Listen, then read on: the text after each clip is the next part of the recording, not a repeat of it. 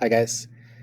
We're going to talk transitions, transitional phrases, how to transition from one sentence to the next, one paragraph to the next. And then I'm going to do a second video about these embedding quotations. Okay, so let's talk transitional phrases. Here's our essential question.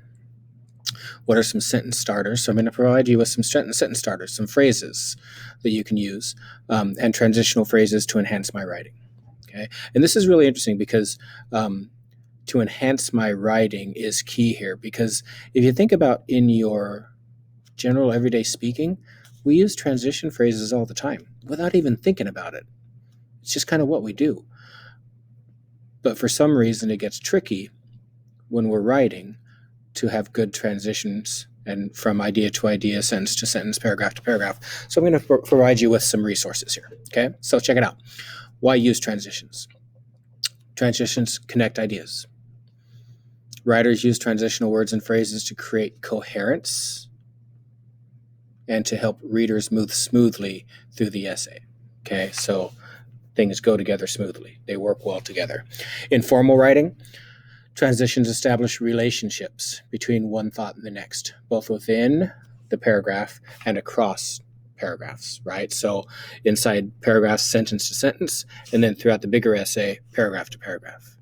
Okay, so establishing relationships. How does this lead to this, or how does this connect to this, or connect to something that I talked about earlier in the paragraph in the essay?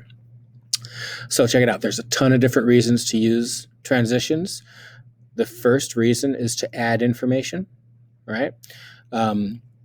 For example, you could, right? So that's a transition, right? For example, blah blah blah. Especially if you think about, mainly the reason was, in particular, one specific thing, right? So a bunch of different ways to add information to an idea, to a sentence, to a thought. Another reason is to clarify. Okay, you're not necessarily adding a new idea, you're making an idea make more sense. In addition, therefore,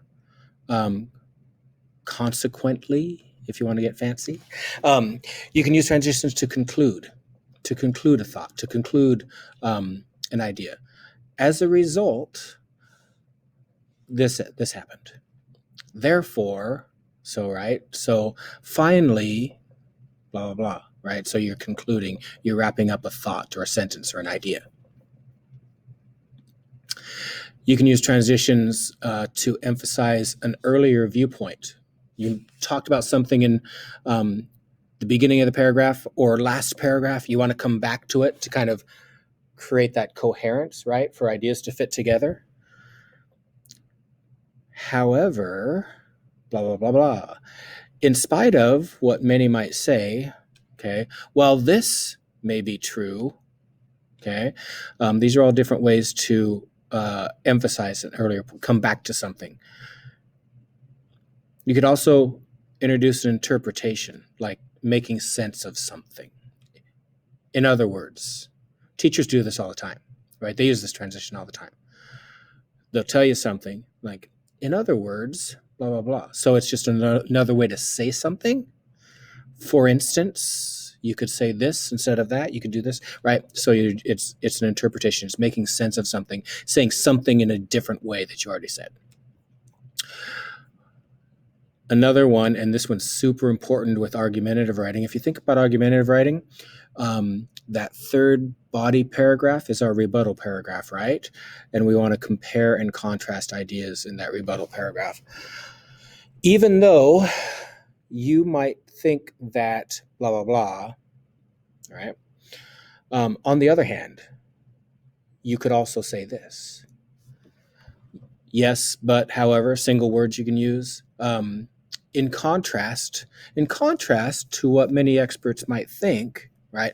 So think about your rebuttal paragraph. These are really good for that transition into that rebuttal paragraph. Okay, so here's a sample paragraph with transitions. Here it is, unhighlighted, just a different way to look at it, okay? But you can see, check it out. All these darker fuchsia, I don't know, pinky, purple, something. These are your transitions, right? First, although, in spite of, in most cases, in just this way.